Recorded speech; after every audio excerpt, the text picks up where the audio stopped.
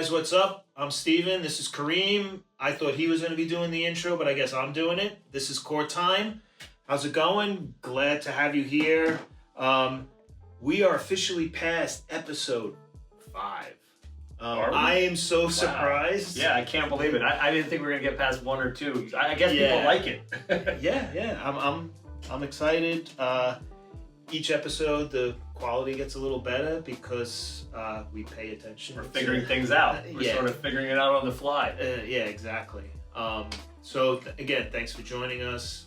Glad you're here. Please like and subscribe. Check out our links below, coretimepieces.com.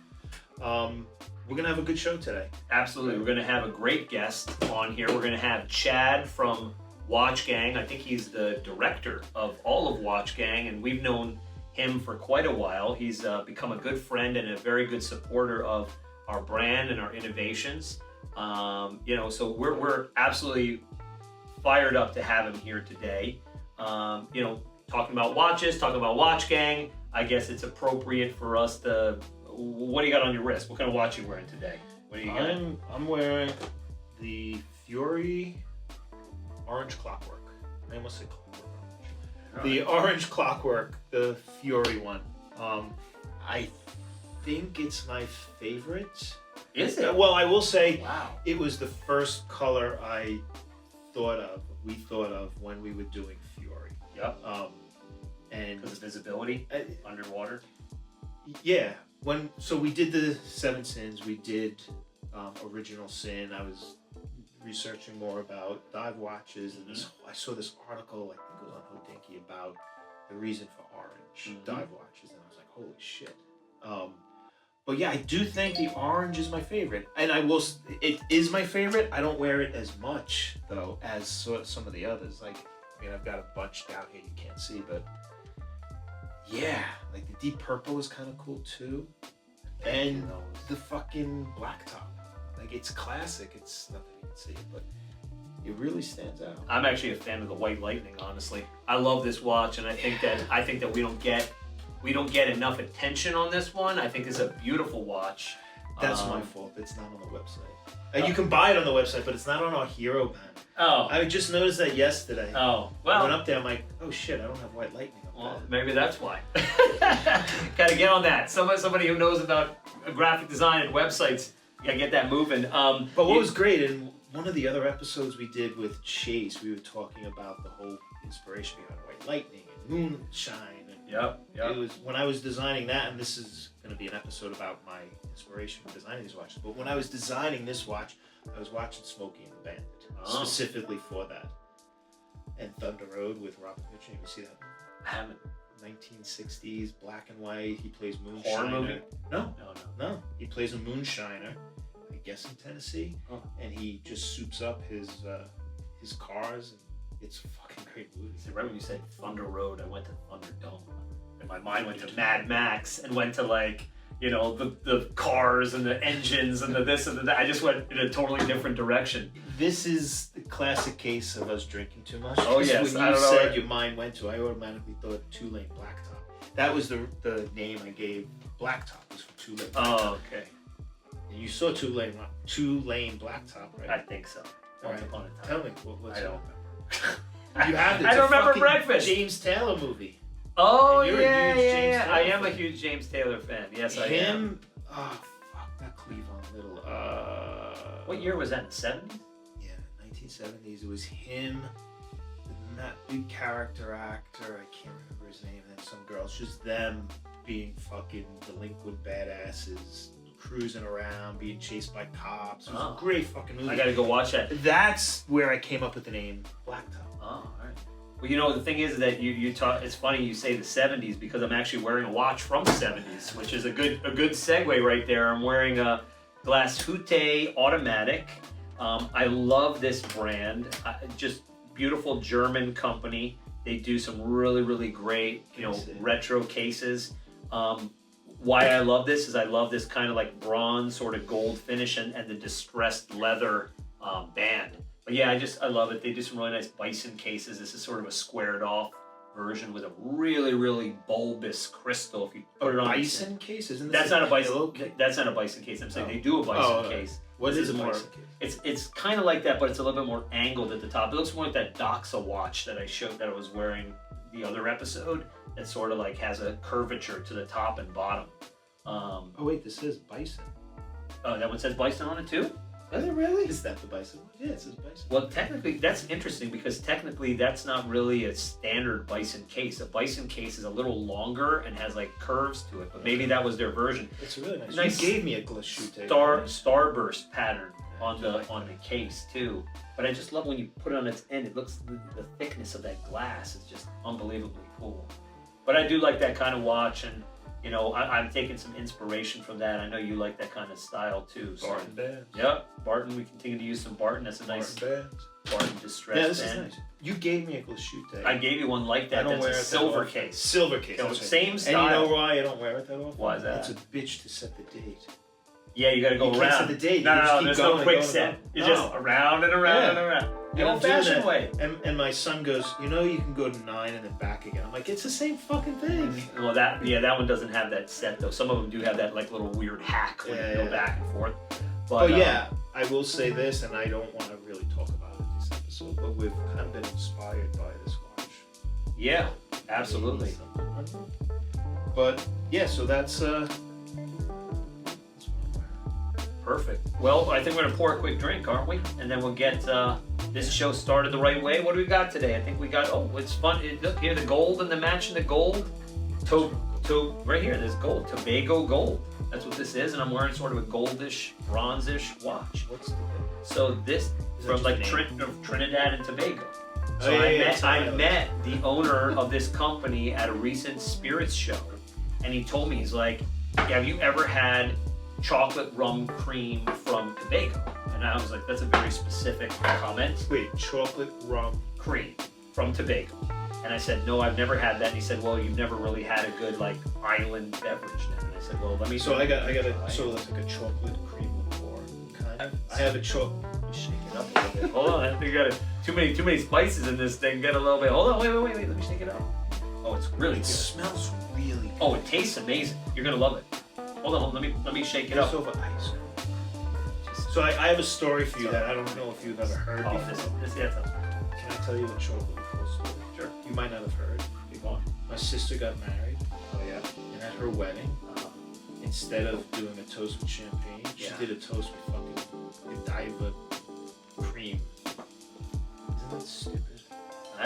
You know, I don't know what to tell you. Allison, I love you. Cheers. Tobago gold watches. You've met my sister.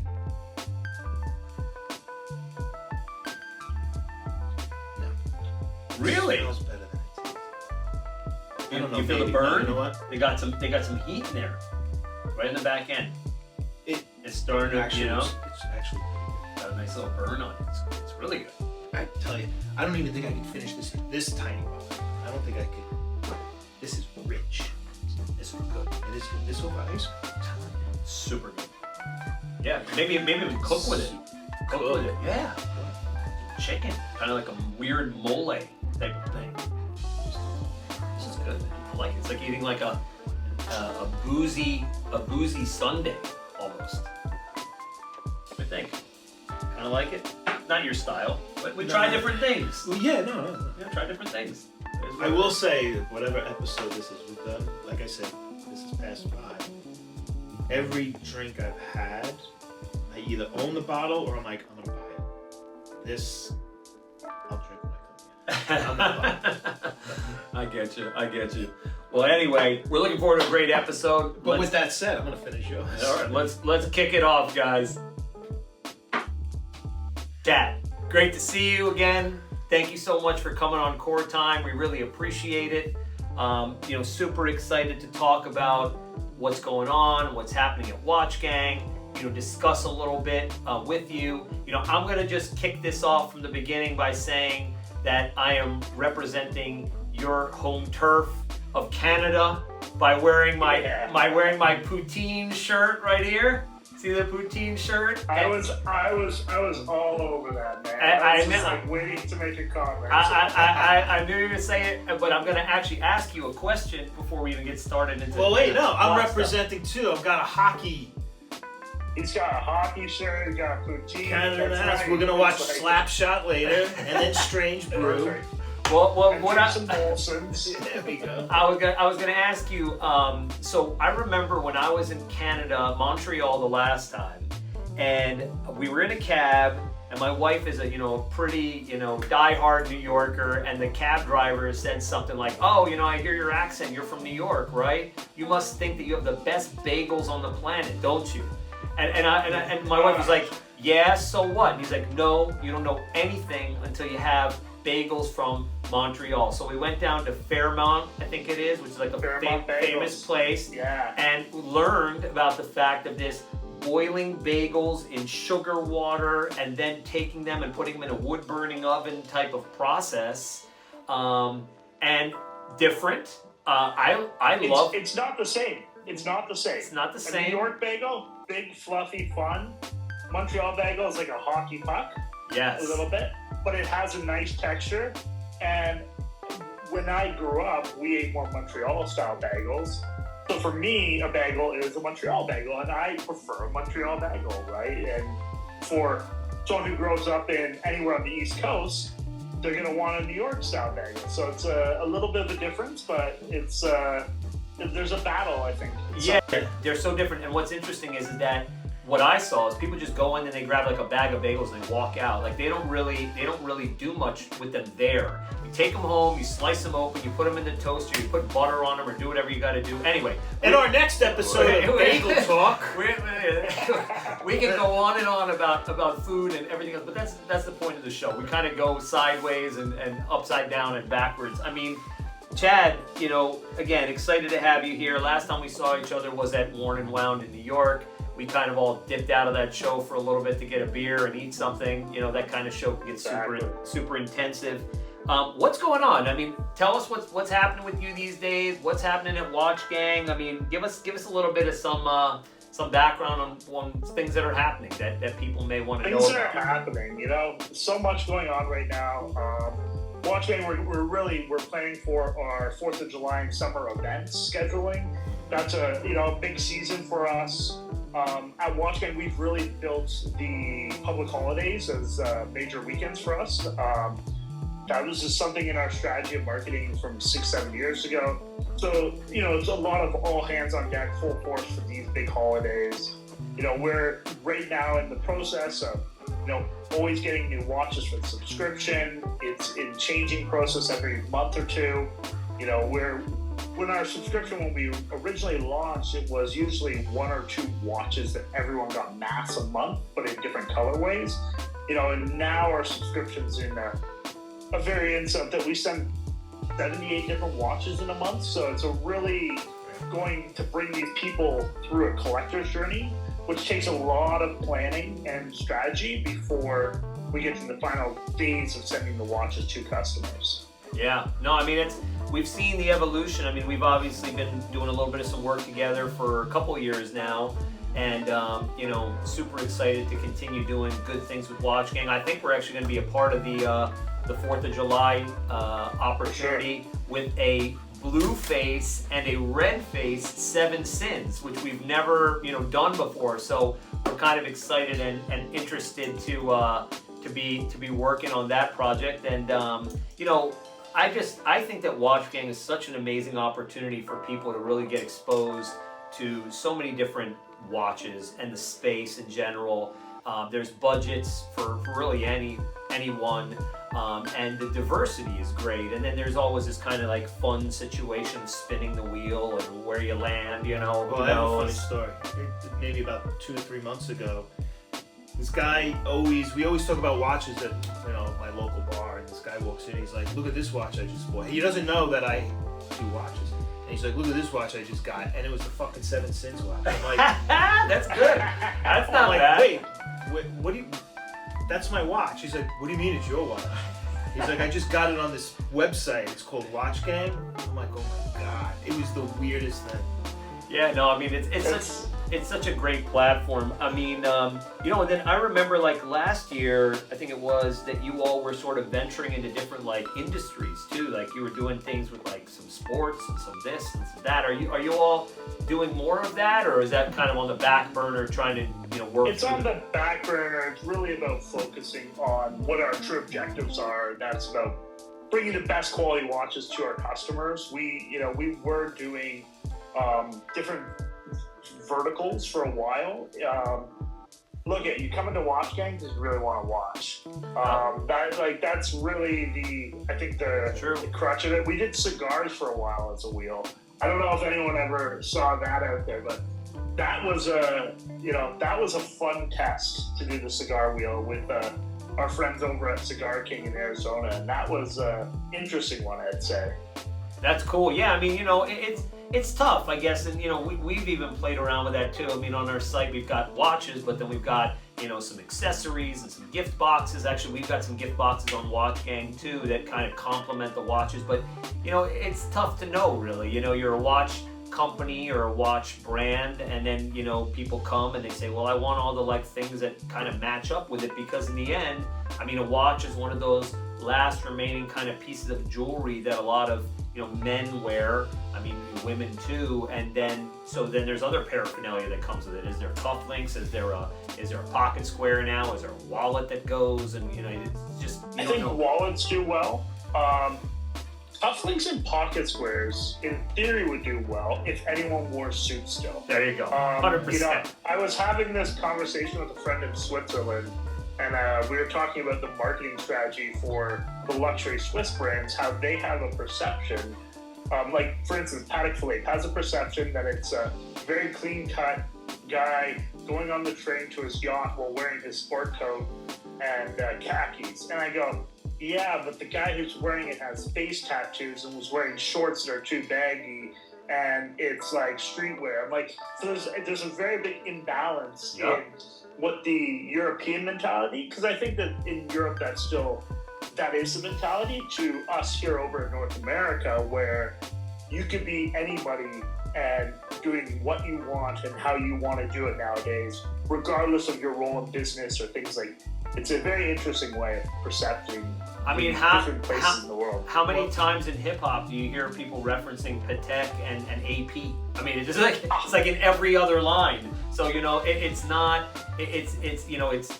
going through popular culture and popular music and different genres and industries, and so yeah, I mean it's very difficult to just pinpoint and say like that's the guy who wears this watch. This is not like that anymore. Right? I mean, I agree, and that's the one thing the complete opposite when I design a watch. I'm not like, what are these people gonna want? It's more of like, all right, I designed the 7 Sins watch, I designed the snake engraved watch, I designed the Fury. What am I gonna do next that I want, that really appeals to me? And once I have that idea, then I start designing. Once I get some concepts, then it's like, all right, I've got the idea and the concepts, let's do some research and see, hey, are people gonna want this? Which is... I think you've done an excellent job at that. And, I think a great example for your brand is you're not going for a mainstream, you're going for the alternative market of somebody who's a little more edgy and interested to have a unique product that fits them and their lifestyle, which I think is a very much needed thing for the industry as a whole. Correct. And I also I want it to be edgy and unique, but I don't want it to stand out completely. I want it to be able to. I want it to stand out as a brand, but as a watch, I want to be right in there along with it. You look at any of our watches from a distance, it's like, oh, is that a Seiko? Is that a Doxa? Is that a Oshika? Is that a this or that or that? Once you get up to it, it's like, whoa, that's cool. And again, that's me as the designer saying these things. If Chad says it's good, then I guess you're doing something decent. That was really nice to hear that. I appreciate that. But it's interesting, Chad. We've got something that we're not really talking too much about. It's a little secretive, but we'll sort of like let a little bit of the cat out of the bag with you here. We do have a new line that's going to be coming out soon. What I can tell you in brief is it involves bronze cases.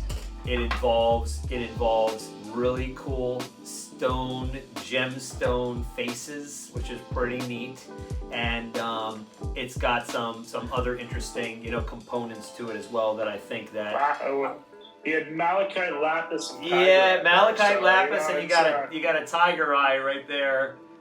So you got some really. I'm a huge fan of stone dials. Okay. As you guys probably know, but not a lot of other people know, I'm a very big collector of all watches. Hence why I work at Watch Gang. And I've been a collector of stone dial Rolexes for years and years and years. And even when they weren't hot, and they're now starting to become a little bit more trendy, but there's something so unique because every one is individually yours, and that's the thing. So you might have a really good one, or you might have a mediocre one, and it's sorting through to see which one you get. I've been a huge fan of that. I actually last year at Wind Up, I purchased from another vendor there who was kind of brokering and selling a complete Submariner with a lapis dial and 18 karat gold. Okay. It's very, very rare. We know where one of these watches is going to. That's for sure. Well, when we were at the lobster roll place with you eating, I had asked you, what are your thoughts on stone dials? And that was the very like I said, I had the idea. I did some drawings. I shared it with him, and then I was like, oh, perfect. I'm like, let's talk to. It was great. It's really that the modern, with modern technology and manufacturing and cutting and things like this, it's more accessible for the affordable price points to have stone dials. Yes. Where when they were originally made, it was impossible. It's still expensive, but it's not the expensive. Well, yes, and that's the story of our life, or at least of my life, where I'm like, all right, it's going to cost this much. That's great. That's affordable. And then I'm like, I want to hand pick each one, and they're like, well, you can't do that. You gotta throw away so many. I'm like, no, I want to do that, and it was a long process. It was kind of expensive, but every single one is beautiful. Yeah, we're super excited about it, and the campaign is awesome too. As you know, like what we do here is, Seven Sins is about what it's about. Fury is about the passion side of things, and wherever you may roam with the GMT stuff. This is going to be a different campaign entirely, and it's exciting. We're using different kind of bands. You still get 2 bands, but different kinds of materials for the bands. And like you were saying, each one is unique. Like from one lapis to the next, from one tiger eye to the next. The same thing with the bronze. So like you're gonna get this bronze, and it's gonna patina on my wrist different than it is on your wrist, and it's just this whole and way where you're living your life. Exactly. Yeah. That's a big thing. Like I spend a lot of time, in traveling around the world, and most of the time in tropical places. So it's going to patina a lot different than if you're hanging out in New York, right? It's an environment. It grows. So yes, I'm a big fan also of people like to repolish their bronze cases to take off that patina. Let it go. Yeah. Let it tell a story. And that's kind of the idea more than anything else. That these watches do more than just tell time. They tell a story. What's your story? Which way are you going? So again, back to this whole kind of philosophical thought process behind making these watches, whether it's the materials we're selecting and what we're doing. But we're going to be really excited to be showing you these things, and really excited to hopefully have them up on Watch Gang in a little bit too. Are you going to be at the Austin show? Are you going to be? What shows are you going to be going to this year? You going to any shows? I think this year. So I'll be in Chicago this summer for Wind Up. Mm-hmm. I'll be at the Wind Up show again in New York City in October. And I believe I'm slotted to come to Austin as well for the Hours and Minutes. Yeah. Hours and Minutes. Yeah. We'll be there. Dyslexic, Well, we're gonna be there, and we're gonna be doing a live podcast when we're there too, with a bunch of brands, and we're gonna have a table, and we're gonna eat a ton of barbecue together. We will eat a ton of barbecue together. It'll be good. And maybe we'll put one of these watches on your wrist. Yeah. I'm gonna say we'll put one on your wrist, and you take your pick of the one you like the most. But we really can't thank you enough, Chad. I know you don't have a lot of time. I mean, if people want to get in touch what's the best way for someone to, the subscribers and so on the channel here to know more about? Watchgang.com. You come through, fill out the survey.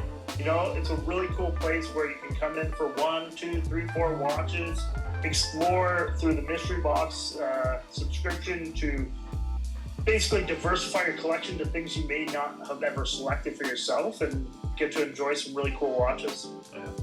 We'll have links below. Yeah, absolutely. I mean, Chad, again, thank you so much for coming on. You've always been a real supporter of our brand, and we always, are turning people onto Watch Gang as well. And we're looking forward to talking more. We'll send you the episode when it's done, so if we want to do our little cross-promotion stuff, we can. And we'll keep you up to date with this new watch that's coming in. Obviously, the blue and red 7 Sins for the 4th of July special. So we're pretty excited about that, too. Exactly. I think it's a perfect day to launch that. Blue and red on America's birthday. That's exactly right. Thanks, guys. Good luck. I'll See talk you to you later, later, Chad. Chad. Appreciate Thank you it. again. Appreciate it all the time. Bye-bye. Thank you. Fucking bagels. I can't believe we spent so much time talking about Montreal bagels, but it was great. I gotta find that store and send him a link. I don't know it's still there. Absolutely. But maybe we do some episodes of just talking about Canadian food.